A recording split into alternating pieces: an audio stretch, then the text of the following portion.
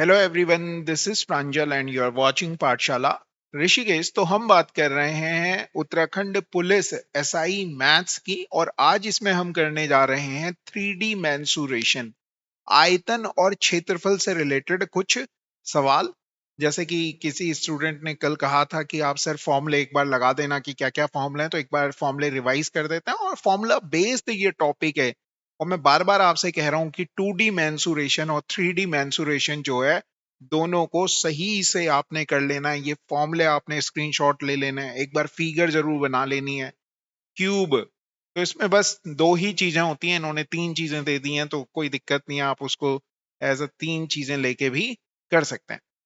Total surface area पहला जो दिया है, इसको कहते हैं टोटल सरफेस एरिया, ठीक है ना। तो इन्हें आपने सही से याद कर लेना है। पहले वाले टोटल सरफेस एरिया है, दूसरा वाला जो है लिटरल सरफेस एरिया है, लिटरल सरफेस एरिया, या curve surface area, curve surface area, surface area. और आयतन वॉल्यूम, ये तीन चीजों की बात होती है। 3D, तीन डायमेंशन होती है, इनमें लंबाई होती है, चौड़ाई होती है, और ऊंचाई भी होती है। इस तरह की जो फिगर्स होती हैं उन्हें कहते हैं 3D फिगर। मैंसुरेशन का मतलब मेजर करना होता है। मैं पढ़ाने क्यों लगाऊं, हमें तो क्वेश्चन करने हैं। चलिए, ठीक है। तो ये सारी चीजें हैं। आज 31 दिसंबर है, तो कोई दिक्कतें नहीं। 31 है तो कोई तकलीफें नहीं। इसे इस तरह से समझो कि ये 2024 कितना भी बुरा रहा हो, अगर आप मुझे देख रहे हो और मैं आपको देख रहा हूं, तो इतना बुरा नहीं है। मेरे लिए भी इतना बुरा नहीं है कि मैं आपको देख रहा हूं, और आपका भी इतना बुरा नहीं है कि आप मुझे देख पा रहे हो। हर उस आदमी के लिए ये साल कितना भी बुरा रहा हो, मगर इतना बुरा बिल्कुल भी नहीं है कि हम इसके लिए अफसोस मनाएं।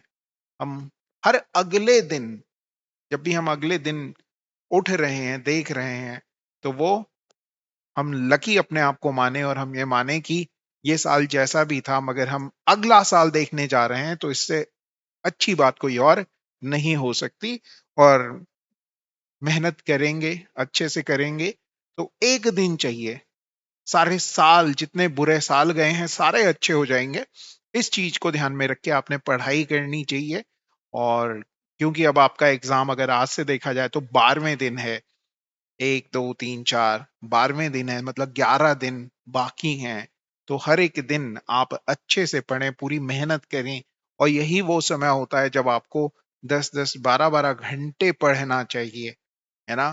तो जब मैं ये कह रहा हूं, तो मैं कह रहा हूं कि आप, न्यू ईयर है बिल्कुल, और उस न्यू ईयर को अच्छे से मनाएं, यही प्रण लेते हुए कि भाई हम ये 11 दिन अच्छे से पढ़ेंगे और अपना पूरा 100% दे देंगे। और अगर कोई बच्चा अपना 100% दे रहा है, मैंने आज तक कोई ऐसा बच्चा नहीं देखा जिसने अपना 100% दिया और उसका सिलेक्शन नहीं हो रहा, ठीक है।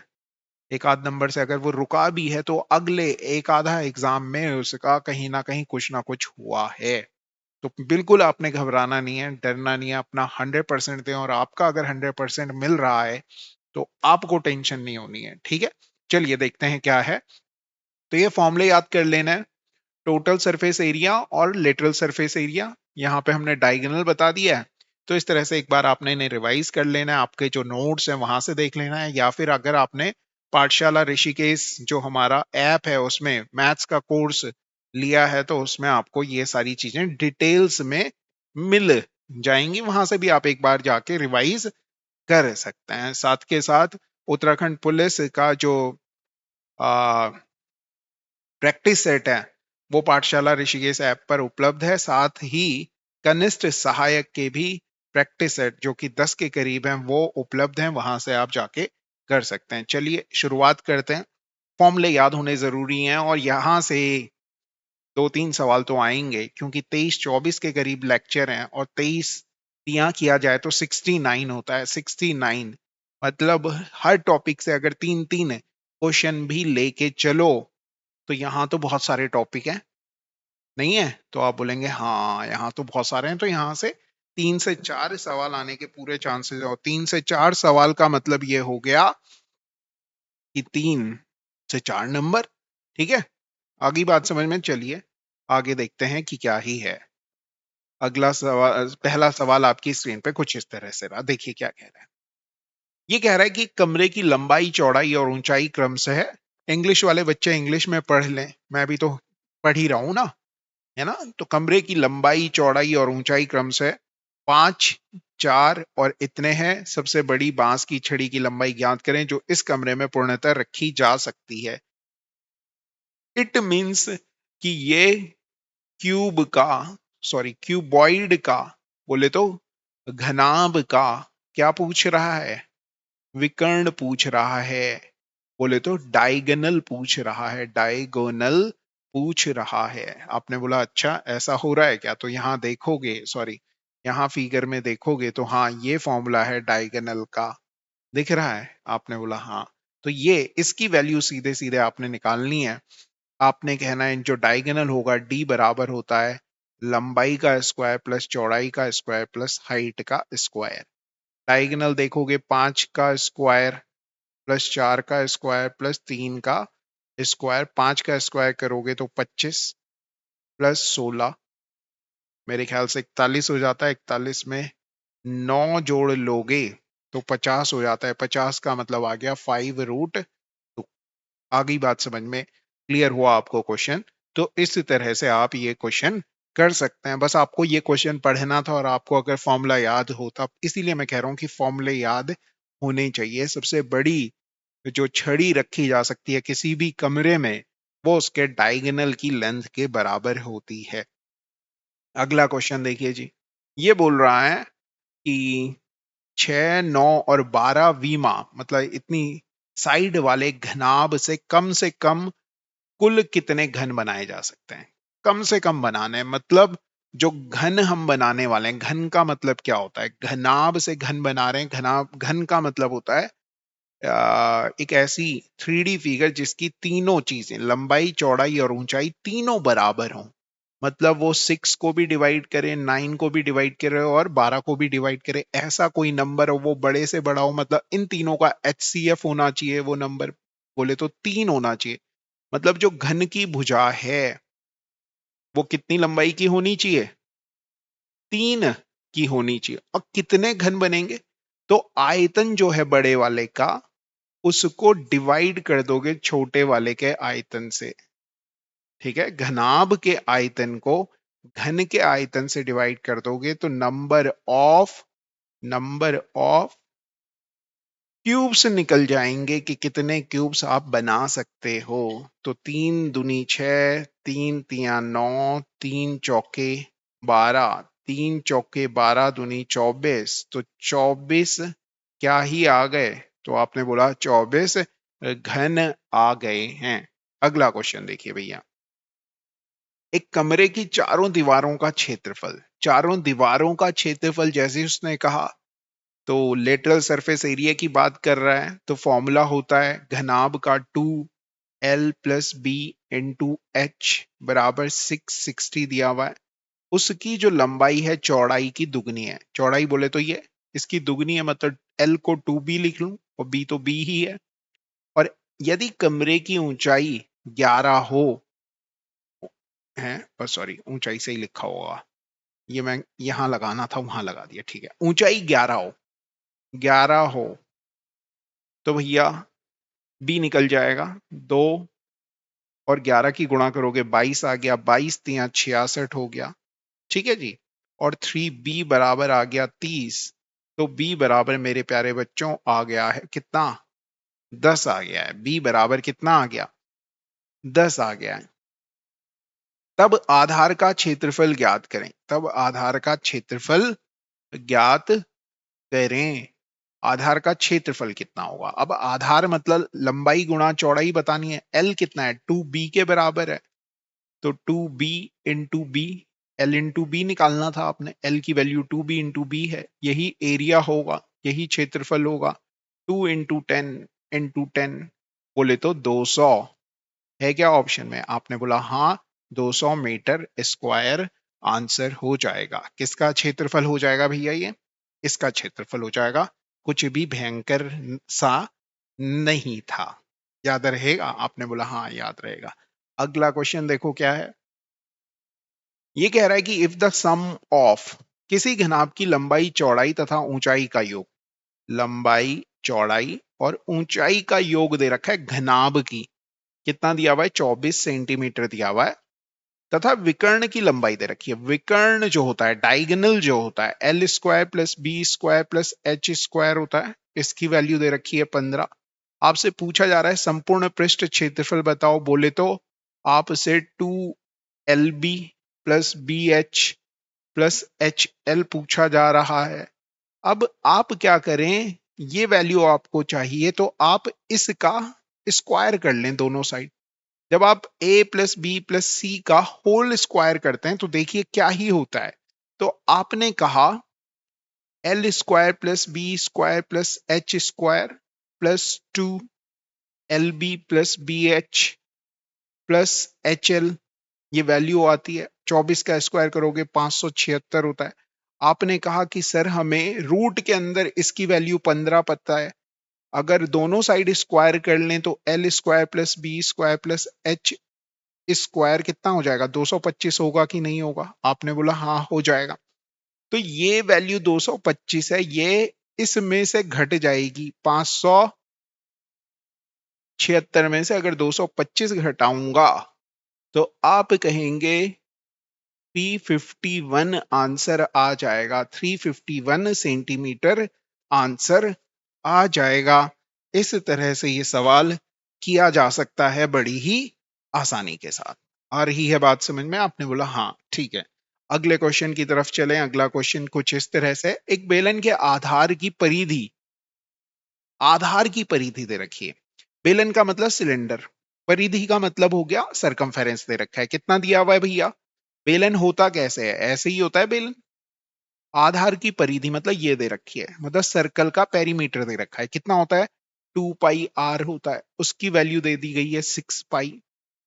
पाई से पाई कट गया, 2 से ये 6 कट गया, 3 आ गया। आर की वैल्यू आ गई भैया 3। आर की वैल्यू कितनी ही आ गई? तो आपने बोला 3 आ गई। बेलन की ऊंचाई, बेलन की आपको क्या बतानी है? ऊंचाई बतानी है, और आधार का व्यास समान है। अच्छा जी। तो बेलन में पानी की मात्रा लीटर में बताइए। पानी भरना है बेलन के अंदर का मतलब हो गया इसका वॉल्यूम, बोले तो आयतन निकालना होगा। तो बेलन के आयतन का जो फॉर्मूला होता है वो होता है पाई आर स्क्वायर एच। आर की वैल्यू आपको पता है, और ऊंचाई, और आगे लिखा हुआ ऊंचाई तथा आधार का व्यास बराबर है। आधार का व्यास, रेडियस 3 है तो व्यास 2r कितना होगा? 6 होगा। यही तो ऊंचाई के बराबर होगा। आपने बोला हाँ जी होगा। तो वॉल्यूम बराबर, पाई की वैल्यू देखोगे 22/7 है, आर की वैल्यू देखोगे 3 × 3 बोले तो 9 है, एच की वैल्यू देखोगे 6 है। आ गई बात समझ में? मगर आपने देखा कि सब में पाई आ रहा है, तो ये 22/7 को तो पाई ही रहने देना। 9 × 6 = 54 हो गया। 54 पाई है ऑप्शन में। आपने बोला हाँ जी। सीसी का मतलब क्या हो गया? Cubic centimetre. ये आपके पेपर में पूछा जा सकता है कि सीसी की फुल फॉर्म बताओ। सी किसको नापते हैं? सीसी में तो वॉल्यूम को नापते हैं। किसको नापते हैं? वॉल्यूम को नापते हैं। और क्या ही होता है ये? Cubic centimetre. क्यूबिक सेंटीमीटर याद रहेगा? आपने बोला हाँ। अगला क्वेश्चन देखो। 3 सॉलिड, धातु के 3 ठोस गोलों जिनकी त्रिज्याएं, ये 1 सेंटीमीटर का रेडियस का है, ये एक 6 सेंटीमीटर रेडियस का है, और एक ये 8 सेंटीमीटर रेडियस का गोला है। ये 6 का है, ये 1 का है। पिघला करके एक अन्य ठोस गोला बनाया जाता है नए गोले की त्रिज्या में। इन तीनों को पिघलाया, पिघलाने के बाद एक बड़ा सा गोला बनाया, इसकी रेडियस बतानी है। तो भैया इसको पिघलाया, इसको पिघलाया, इसको पिघलाया, तो इन तीनों का वॉल्यूम निकालोगे या नहीं निकालोगे? आप बोलेंगे बिल्कुल निकालेंगे। निकालो वॉल्यूम कितना होता है, गोले का वॉल्यूम कितना होता है। तो वॉल्यूम का जो फॉर्मूला है वो तो होता है 4/3πr³। अब क्योंकि पहले वाले प्लस दूसरे वाले प्लस तीसरे वाले, इसको इसको इसको तीनों के वॉल्यूम को जोड़ना है, और बना देना है ये बड़े वाले का वॉल्यूम, इसे v लिख ले रहा हूं। सब में 4/3 पाई आएगा और यहां आ जाएगा r1 cube plus r2 cube plus r3 cube बराबर 4/3 पाई कैपिटल R क्यूब। 4/3 पाई से 4/3 पाई आई पाई कैंसल आउट हो जाएगा। और आप क्या करेंगे, R की जो वैल्यू है, त्रिज्या जो है, पहले में 1 दे रखी थी तो 1 का क्यूब तो 1 ही होता है। 6 को देखोगे तो 6 का क्यूब 216 होता है, 512 होता है। R cube 500, 200, 700, 716, 728, 729। आ गई बात समझ में? 729 आ गया जी R क्यूब की वैल्यू। मतलब R की वैल्यू अगर देखोगे तो ये आ गई 9। 9 क्या ऑप्शन में है? आपने कहा है जी। तो क्या नहीं लग रहा कि सीधे अगर फॉर्मूले याद होते तो ये सवाल आप इजीली कर पाते? तो इजीली कर सकते हो तो कर दो भैया। क्वेश्चन नंबर 7 देखो क्या कह रहा है। 14 सेंटीमीटर ऊंचाई वाले सिलेंडर का आयतन 11 सेंटीमीटर भुजा वाले घन के आयतन के बराबर है। ठीक है, 14 सेंटीमीटर ऊंचाई वाले सिलेंडर का आयतन। तो एक सिलेंडर की बात कर रहा है, इसका आयतन कह रहा है बराबर है एक घन के। घन कुछ इस तरह से बना लूं, कोई बुरा तो नहीं मानेगा, इसके बराबर है। ठीक है, ऊंचाई दे रखी है इसकी 14, 11 सेंटीमीटर, और इसकी 11 दे रखी है साइड, आयतन के बराबर है। आधार की त्रिज्या बताइए। आधार बोले तो ये बताना है रेडियस। वॉल्यूम दोनों का बराबर करते हैं, फॉर्मूले हमें दोनों के पता है। इसका अगर देखेंगे वॉल्यूम होता है पाई आर स्क्वायर एच, और इधर घन का अगर वॉल्यूम देखोगे तो होता है ए क्यूब। आ गई बात समझ में? पाई की वैल्यू होती है 22/7। अगर नहीं दिया हुआ है तो 22/7 लेनी है। कह रहा है कि क्या लेना है तो फिर आप वो 3.14 या जो भी वो कह रहा है वो लो। कुछ नहीं कह रहा है तो यही वैल्यू लें। आर नहीं पता, आर स्क्वायर, एच पता है 14 है, ए पता है कितना है 11 सेंटीमीटर है तो 11 रख लो भैया। ये कट गया 2 बार 11 से, ये कट गया 2 बार। आर स्क्वायर बराबर, अबे क्या किया मैंने, ये क्यूब कह रहा था भाई वो। मैं भी खुश हो रहा हूं, मैं बोल रहा हूँ कि कैसे कट गया ये एकदम से। आर स्क्वायर बराबर आ गया 11 गुणा गए 11 बटे 2 गुणा गए 2। तो आर बराबर आ जाएगा 11/2। 11/2 का मतलब हो गया 5.5 सेंटीमीटर। अगर किसी भी क्वेश्चन में, कोई कैलकुलेशन में या किसी आंसर में आपको दिक्कतें होती हैं तो कमेंट करके जरूर बता देना, उसे अगर करेक्ट करना होगा तो कर देंगे। अगर क्वेश्चन सही होगा तो भैया सही है, फिर तो कहते रहो। ठीक है, अगला क्वेश्चन देखिए। किसी बेलन तथा गोले की त्रिज्या तथा आयतन समान है। गोले की, सॉरी बेलन, एक बेलन है, इसी तरह का होता है बेलन। इसका आयतन बराबर है गोले के आयतन के। इनकी त्रिज्याएं बराबर है, इसकी भी आर है और इसकी भी आर है। तो आयतन देखें इसका कितना होता है। तो आपने बोला पाई आर स्क्वायर एच होता है। इसका देखो कितना होता है, 4/3 पाई आर क्यूब होता है। पाई से पाई कट जाएगा। आपसे कह रहा है यदि बेलन की ऊंचाई एच है, एच ही ले रखी है हमने, और गोले का व्यास डी है, ठीक है, व्यास बाद में ले लेंगे, तब सही संबंध बताइए। ठीक है, ये इनमें से क्या संबंध होगा अभी देख लेते हैं। तो हमें ये दिख रहा है कि आर स्क्वायर से ये क्यूब का 3 कट जाएगा, ये 3h बराबर आ गया 4r। मगर आपको व्यास दे रखा है, बोले तो डायमीटर दे रखा है, ये पूरे की बात कर रहा है 2d, मतलब d की बात कर रहा है। तो 2d कितना होता है, 2r के बराबर होता है। तो 3h बराबर 2 × 2r। इसे h वो लिख दूं क्या, d लिख दूं? आपने बोला हाँ लिख दो। तो 3h बराबर 2d आंसर हो गया। 3h बराबर 2d आंसर हो गया, बिल्कुल सही, यही आंसर हो जाएगा। क्वेश्चन नंबर 9 देखिए जी। क्वेश्चन नंबर 9 में कह रहा है किसी बेलन का आंतरिक पृष्ठ क्षेत्रफल, किसी बेलन का आंतरिक पृष्ठ क्षेत्रफल इतना सेंटीमीटर है, ऊंचाई इतनी है, आयतन ज्ञात करें। तो पहले तो बेलन का पृष्ठ आंतरिक लिखा हुआ ना, तो यहां पढ़ लो। कभी कभी वो हिंदी में अलग सा लिख देता है, आंतरिक लिख रहा है, बताओ लिखना क्या चाहिए था उसे? लेटरल सरफेस एरिया, हिंदी में कहते हैं वक्र पृष्ठीय क्षेत्रफल कहना चाहिए था, मगर उसने आंतरिक लिख दिया। ठीक है, तो आंतरिक लिख दिया तो आपने इंग्लिश में भी पढ़ लेना है कि इसका क्या मतलब। लिटरल सरफेस एरिया कह रहा है, टोटल सरफेस नहीं कह रहा है, पार्श्व पृष्ठ का क्षेत्रफल कह रहा है। तो वो होता है 2πr(h) इक्वल टू 1056 आपको दिया हुआ है। हाइट आपको दे रखी है 16।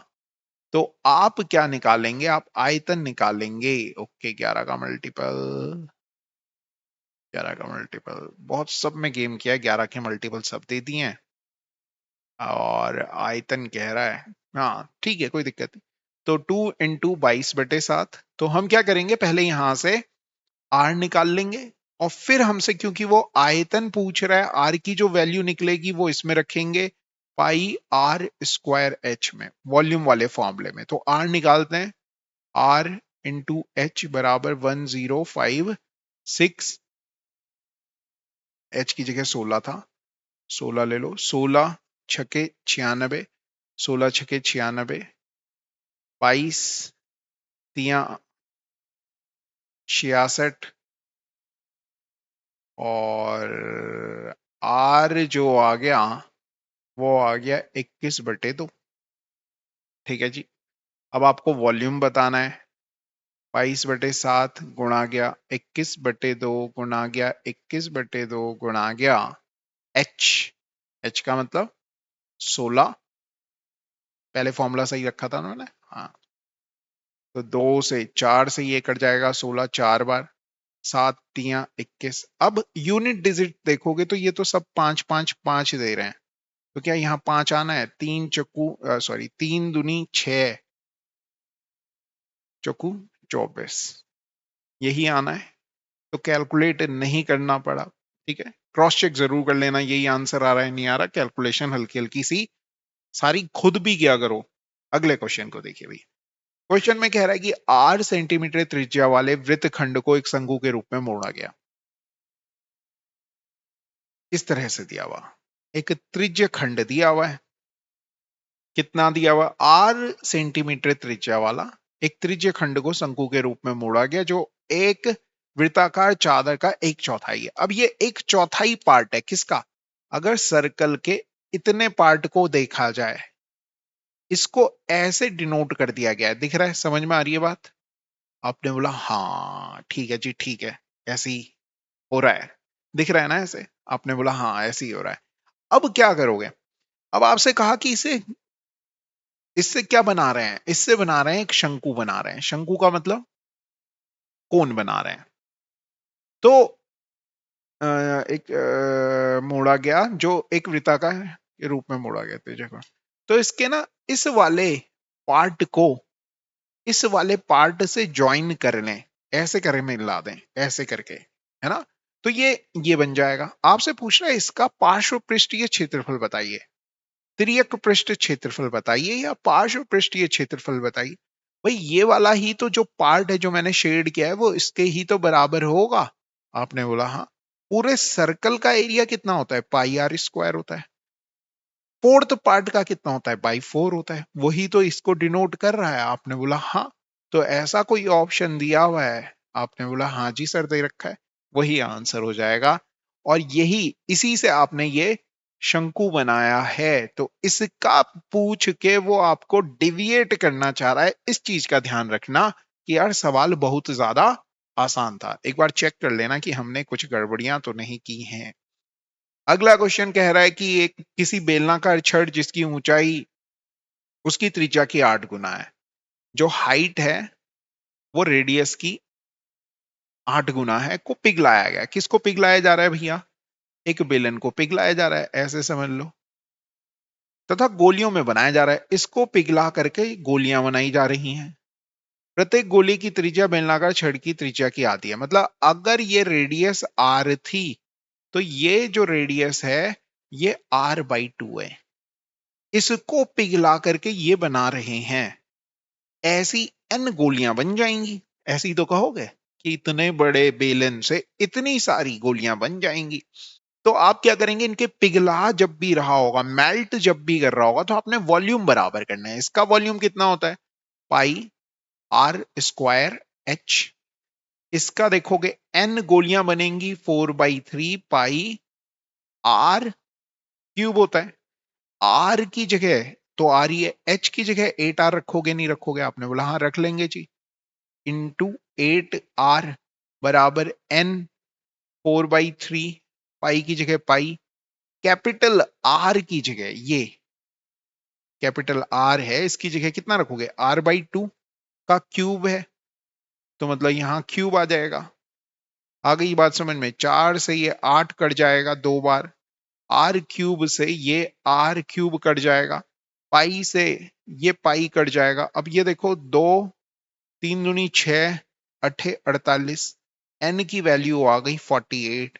मतलब कितनी गालियां नहीं, कितनी गोलियां वो बना लेगा, तो आप कहेंगे कि 48 गोलियां बन जाएंगी, ऑप्शन में है, हाँ जी है, टिक कीजिए और आगे बढ़ जाइए। दो गोलों के पृष्ठ क्षेत्रफलों का अनुपात, तो C1 और C2 दे रखा है, गोलों की बात कर रहा है। गोले बोले तो स्फेयर का 4 पाई R1 स्क्वायर अपॉन 4 पाई R2 स्क्वायर, ये बात दिया हुआ। 4 पाई से 4 पाई कट गया। C1 और C2 का रेशियो दे रखा है 4/9, मतलब यहां से उनकी रेडियस के बीच में अनुपात आ जाएगा, स्क्वायर रूट लग जाएगा, बोले तो 2/3 आ गया। आपसे बोल रहा हूं उनके आयतनों का अनुपात, V1/V2 पूछा जा रहा है। तो आपने बोला 4/3 पाई R1 क्यूब अपॉन 4/3 पाई R2 क्यूब। 4/3 पाई से 4/3 पाई कट गया। आपने बोला वो जो कॉमन है, जो कांस्टेंट चीज है, वो नहीं भी लिखते ना आप, तो भी आप डायरेक्टली कर देते। ठीक है, तो R1 और R2 का जो क्यूब है, 2 और 3 का क्यूब है, वो हो जाएगा 8/27। V1 और V2 का रेशियो ये आ गया। आ गई बात समझ में। अगला क्वेश्चन देखिए भैया, V1 V2 और V3 शंकु का, गोले का और बेलन के आयतन है। V1 V2 और V3 शंकु का, गोले का और बेलन का आयतन है। किसका आयतन है, बेलन का आयतन है। का आयतन है। ठीक है, तो आपसे कह रहा है तथा उनकी ऊंचाइयां तथा त्रिज्या बराबर है। मतलब अगर इसकी हाइट आर है तो ये भी आर ही लो, सब आर है, हाइट आर है और ये भी आर है। अब शंकु क्योंकि उत्तराखंड पुलिस के पेपर में नहीं लिखा हुआ है, मगर फिर भी कर लो, क्योंकि इस तरह का क्वेश्चन आया तो क्या ही करोगे। गोला और बेलन ज्यादा दिया हुआ, शंकु से रिलेट करवा रहा है, तो क्या आउट ऑफ सिलेबस करवा दोगे, मुझे नहीं पता क्या करोगे। एक छोटा सा फॉर्मूला है, 2 फॉर्मूले याद कर लेना। वॉल्यूम की बात कर रहे हैं हम, तो इसका जो वॉल्यूम होगा वो होगा 1/3 पाई R स्क्वायर, H की जगह R है। इन भाई साहब का जो वॉल्यूम होता है वो होता है 4/3 पाई R क्यूब। इन भाई साहब का जो होता है पाई R स्क्वायर H, पाई पाई पाई कट गया। आ गई बात समझ में। अब आपने क्या देखा, R क्यूब तीनों में है, कट गया, क्या बचा, 1/3 बचा, 4/3 बचा और यहाँ कुछ नहीं बचा, मतलब 1 बचा है। इस चीज का ध्यान रखना, सबको 3 से गुणा कर लो। क्यों कर रहे हैं, क्योंकि किसी को भी फ्रैक्शन में नहीं रहने दे रहे। 3 से 3 कैंसिल आउट हो गया, इस 3 से 3, तो यहाँ वैल्यू आ गई 1, यहाँ आ गई 4 और यहाँ आ गई 3। तो V1 V2 और V3 के बीच में जो है 1 4 और 3 का रेशियो है, जो कि यहाँ बताया हुआ है। पहला ऑप्शन सही हो गया। Got it. अगला क्वेश्चन देखिए, किसी बेलन का संपूर्ण पृष्ठ क्षेत्रफल, बेलन की बात कर रहा है, संपूर्ण पृष्ठ क्षेत्रफल कितना होता है, 2 पाई R प्लस H। गोले के पृष्ठ क्षेत्रफल का दुगना है। गोले का पृष्ठ क्षेत्रफल कितना होता है, 4 पाई R स्क्वायर, उसका डबल है। यदि त्रिज्याएं समान है, मतलब अगर ये आर है तो ये भी आर ही है, समान कर लिया हमने, बराबर कर लिया। अब आप देखोगे तो अंदर मल्टीप्लाई करता हूं तो 2 पाई r² plus 2 pi r h बराबर 8 पाई r²। अब ये भाई साहब यहां आ रहा है, कुछ गड़बड़ी की है क्या मैंने? का संपूर्ण पृष्ठ क्षेत्रफल गोले के पृष्ठ क्षेत्रफल का दुगना है। गोले का पृष्ठ क्षेत्रफल 4 पाई, हाँ ठीक है। ये जब इधर आएगा तो ये 6 पाई r² आ जाएगा equal to 2 pi r h। Pi से पाई कट गया, r से ये r कट गया, 2 से ये 6 कट गया 3 टाइम्स, तो h अपॉन r की वैल्यू आ गई 3:1। h अपॉन r की वैल्यू कितनी आ गई? 3:1 आ गई। आपसे क्या पूछा जा रहा है? आपसे पूछा जा रहा है बेलन तथा गोले के आयतन का अनुपात बताइए। तो बेलन का आयतन कितना होता है? सिलेंडर का आयतन कितना होता है भैया? पाई r²h। और गोले का कितना होता है? 4/3 पाई r³ इनमें r और h की जगह 1 और 3 रखना है बस, और कुछ नहीं। पाई से पाई कट गया। पहले बेलन का कहा था तो बेलन का लिखना है, पहले किसका कहा था? बेलन का कहा था तो बेलन को, और दूसरे में गोले को कहा था तो गोले को रखना। ठीक है, आयतन बोले तो वॉल्यूम की बात कर रहे हैं। रेशियो अगर देखेंगे तो ये कट गया, h अपॉन आर का मतलब हो गया 3:1, तो ये था ही, इंटू 4/3 भी था, 3 भाई साहब ऊपर चले गए, तो 9:4 आ गया है। क्या कोई ऑप्शन ऐसा? बिल्कुल है। क्लियर हो रही है बात? समझ में आ रहा है? अगला क्वेश्चन देखो। Water is flowing at a rate of 3 kilometre per hour through a circular pipe. एक सर्कुलर सा पाइप है, पाइप ऐसे ही होता है, इससे पानी आ रहा है। किस स्पीड से आ रहा है? 3 किलोमीटर पर आवर की स्पीड से आ रहा है। डायमीटर दे रखा है इसका 20 मीटर का, सेंटीमीटर सॉरी, सेंटीमीटर का, यहाँ है 20 सेंटीमीटर का। 10 मीटर व्यास और इतने मीटर गहरे, तो 10 मीटर व्यास मतलब एक टैंक है जिसका डायमीटर 10 मीटर है, और हाइट जिसकी दे रखी है 2 मीटर है। इसमें ये पानी जा रहा है, ये पानी जो है इसके अंदर जा रहा है। ठीक है, यहां अंदर भरना है। Got it? समझ में आ गई बात? आपने बोला हाँ ठीक है, ये यहाँ पे समझ में आ गई, पानी यहां अंदर जाना है, मतलब इसका वॉल्यूम जो है इससे भरना है। अब अगर आप देखेंगे तो ये स्पीड है, स्पीड के साथ अगर टाइम मिल जाए तो क्या मिल जाती है? डिस्टेंस मिल जाती है। डिस्टेंस का मतलब ये वाली, तो ये हाइट और ये रेडियस अगर मान के चलो तो इस पाइप में कितना पानी आएगा पूरा, वो आपको समझ में आ जाएगा, जो कि यहां अंदर भर सकता है।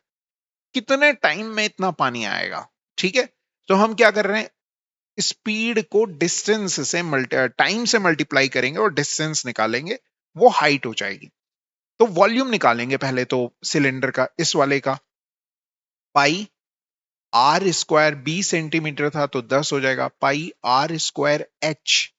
h को अभी समझेंगे कैसे निकालते हैं, वही तो निकालना है। इसके बराबर होगा, इसका वॉल्यूम कितना है?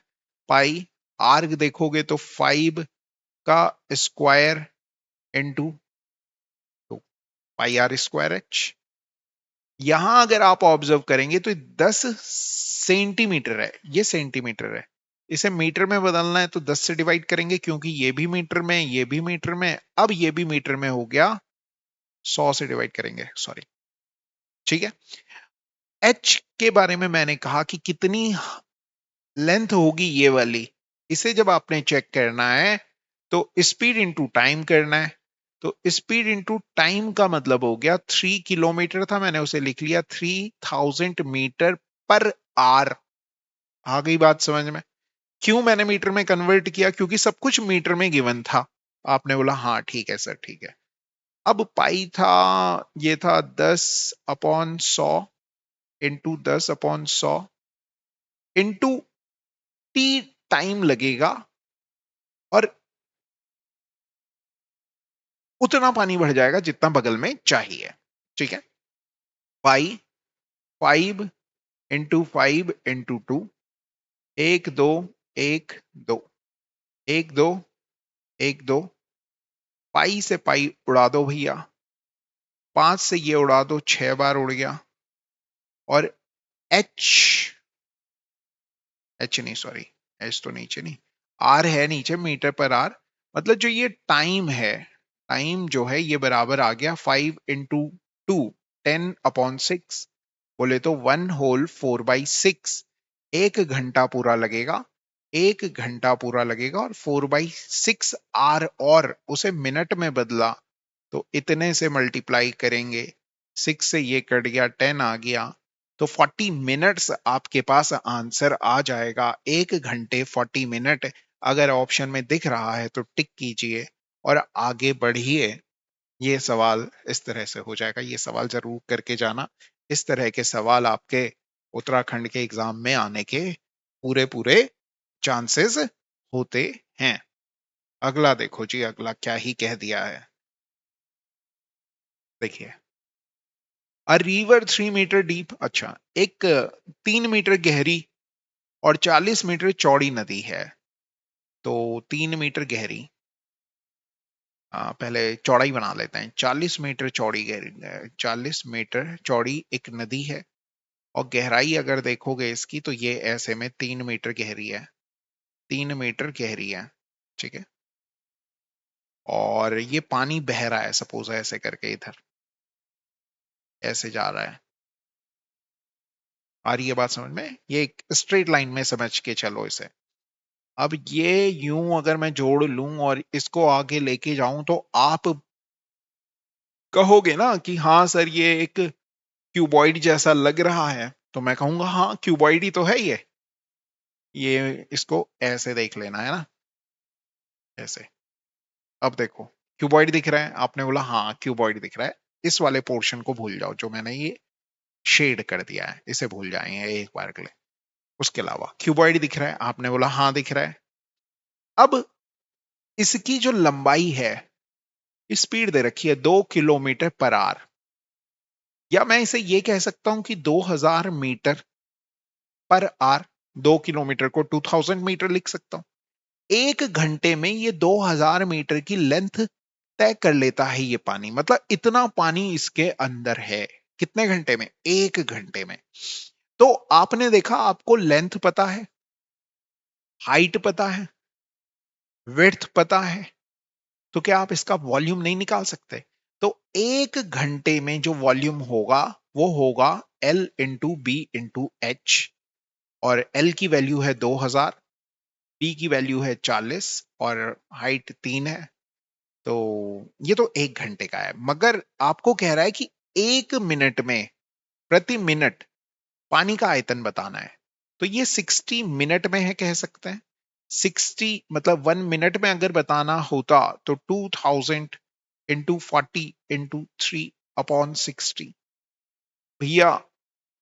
0 से 0 डालो, 3 दूनी 6, अबे ये तो कट ही जा रहे थे, क्या ही करा हमने।